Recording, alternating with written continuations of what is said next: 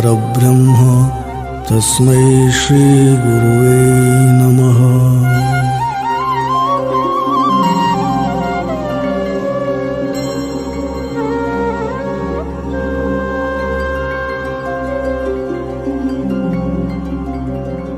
Wonder of Wonders, the English rendering of Paramahamsa Sadguru SriSatupasi, Kannada classic Mahadascharya, Chapter 18.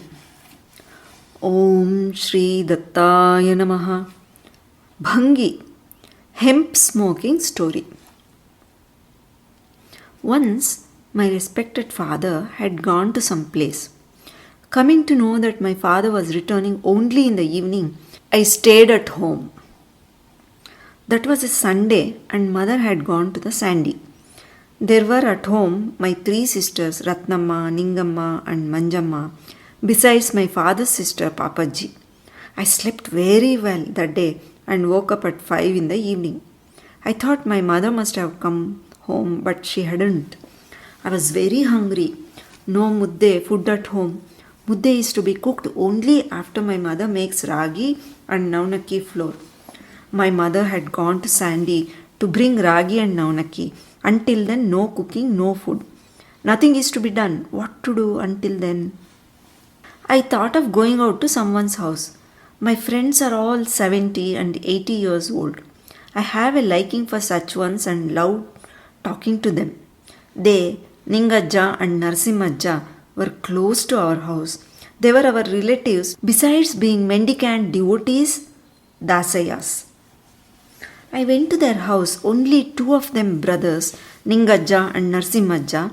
They were resting. I was also fretful and had gone just to wail away my time till Amma returns from Sandy.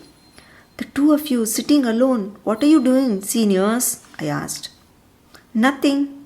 Come and sit down, they said. What are you doing? I asked again. They were just smiling. Why, Grandpa? If I talk, you begin just laughing. Why ask? I asked. Nothing, they said, and continuing to laugh. I don't know. I can't make out anything about you, I said. Yes, of course, our story is too long and big to relate. What do you know? They said. They were indeed getting the chilume, the pipe, ready for smoking. The hemp, which is held in mid-palm, is rubbed incessantly until it becomes soft like wax. Then it is washed in water and its juice is extruded. The soft like wax juice extruded lump of hemp is pressed into the mouth of the mud pipe, chilume. Into it is added tobacco taken out of the bidi, slit in the middle. A thin wet cloth is wound to the other end of the open pipe. Such a chilume, ready for smoke, Narsimajja gives to Ningajja, who puts a pipe into his mouth by holding it in both his hands. Narsimajja lights the pipe with the fire of burning coir rope. Taking a deep inward breath, he is drawing all the smoke onto himself and is releasing it slowly. Next it was Narsimajja's turn, who drew far deeper than Ningajja and retained smoke much longer. Smoking this wise, he was smiling and laughing and saying, Shiva Shiva, ha! Everything is Shiva's will. Everything is Guru Siddhapa's will. All cosmos is inside this alone Shiva. Talking, smoking, laughing this wise. Take this, I say. This is Siddhapatre, Siddha herb, ready for use. This is gold indeed. Those who smoke this are gold indeed. Come on, take it, they said and began compelling me to take it. No, not for me. You smoke to your satisfaction and for yourselves. If I go on looking at you, I derive a sort of pleasure, I said. It isn't like that. Just give a try once and smoke. You too may enjoy. Nothing happens. We are smoking from daybreak. No hunger, no thirst for us. You don't want anything, they said. If you smoke this, no hunger at all. Don't feel like eating. You do not want anything. Try once, take it. Just one smoke. That is all. Many great Mahatmas have realized the Paramatma by smoking this alone. Yes, it is true. Who? He compelled me once again. I was very hungry. If you smoke, you don't feel hunger at all, they say. Let me try. At least let these people be happy. With such an intent, I just took chilume on my mouth, hoping to return it to them after pretending to have smoked. Draw in the smoke once. The two coaxed. Okay, I said and returned it, saying, Take it, Ajja. Ayo, inhale deep. Another breath, they coaxed. Enough. I have no experience. My coming here, a misadventure it was, I said. Hey, what did we do to you? Did we invite you? You came on your own. We received you. We asked you to eat because you had come at lunchtime, they said. What kind of meal is this? Is smoking eating? I asked. Poor fellow. What do you know? Its greatness, they said.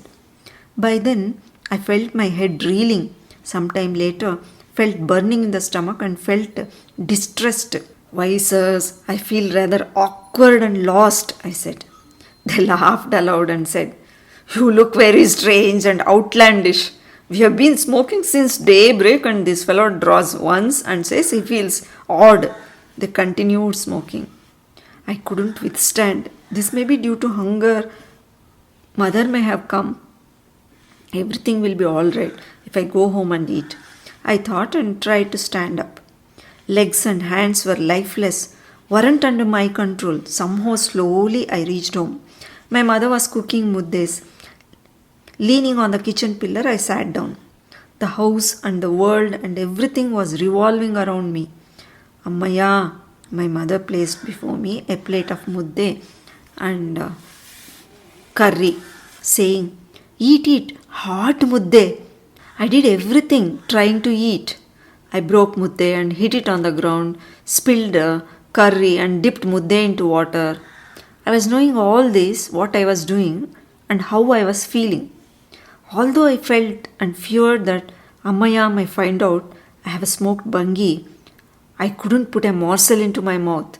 Getting up slowly, I held on to the wall. I was apprehensive that someone may find out and ask, Why, what happened? It was a state in which I couldn't put a step forward.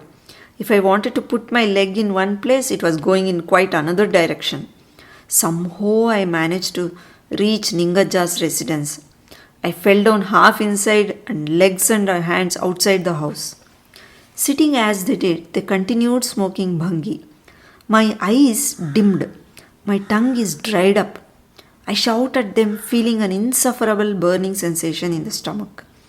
Ningaja, listen to what I am saying. I am not going to last. I am dying and you will be blamed for it. Killed him by making him smoke bhangi. Take me to the temple and leave me there. You will earn merit. Otherwise, if my appaya comes to know of this, he will not let you go scot-free. I began rolling on the ground. What kind of a fellow he is? Forget it. We haven't seen such a thing happening. Moreover, when did you smoke? I don't recall any. Once you just made a noise, sr, and drew. It hasn't even gone in. But you do all these things. Nothing is going to happen. Keep quiet and be calm, they said. Listen to what I say, Ajja. Certain it is I am not going to live. You will be accused and blamed. I am not bothered that I am dying. Unjustly you will have to face trial. Take me to the temple and drop me there and come back. Don't tell anyone. I beg you and fall at your feet. If I die here, your lineage will not survive. Do you know that? Saying this, I was crying. It may be around 9. My tongue has become dried up leather. My legs and hands have become cold, burning in the stomach, a fire-like weariness, no strength to get up. I am not going to live. I must leave the body in the Kanneshwara temple. Further, this news mustn't reach anyone. If it is known and this is due to such and such a person, it will harm them. This is my feeling. Then, as their smoke-induced intoxication decreased, both of them, the aged ones, are scared. They are thinking how to carry him away. I am also saying, Come soon, in my delirium. Making me place my hand on their shoulders, they have started moving. Without being noticed by anyone, they have carried me from Neeruganti fence line to Bommajja's thrashing floor, where they have slowly grounded me. Rain clouds have gathered and drops of drizzling rain is falling.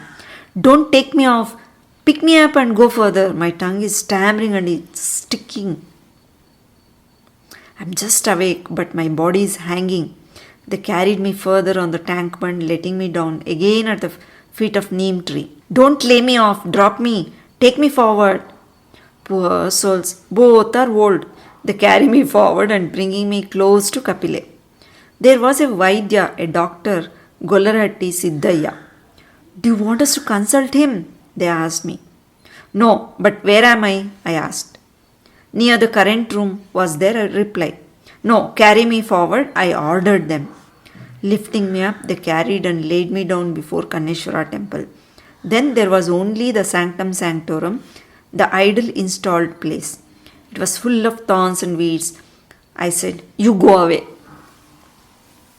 No, do you care to be all alone here? They asked. I fall at your feet. Don't prolong conversation. Get away from here and don't tell anyone, I ordered them. They have left, leaving me here. If they are found here, they would be accused in the event of my death. Even if I die, it shouldn't harm anyone. That was my last wish. That's why I was compelling them to go away. It seems I was certain I would die. They have gone away, unable to withstand pain. I am screaming, rolling on the ground, uttering Shiva, Shiva. As I was rolling to left and right, I felt a big hand patting my right side. I had closed both my eyes. I was unable to open them. Again I felt a hand of long fingers patting me. I am even unable to open my eyelids. If I wanted to know who it was, I prayed Shiva, Shiva, Shivappa. The third time I felt a touch, a child touch. I was overtaken and surrounded immediately by sleep. Burning sensation, distress, pain, nothing. I do not know anything. A feeling of body being dissolved in Paramananda. Joy supreme. It was 11 the next day when I felt awake. Slowly, steadily I woke up and did namaskara to Kanneshwara and began dancing. Namappa, did you bring me back to life? I wept. I was more concerned about the two old men who may be accused of causing my death rather than enjoying survival and the effect of smoking bhangi. Not in the least was I concerned about my death, greatness, mahime or Kanneshwara's apara, shoreless, immense, impossible to estimate its extent. Om Tat Sat, Om Tat Sat, Om Tat Sat.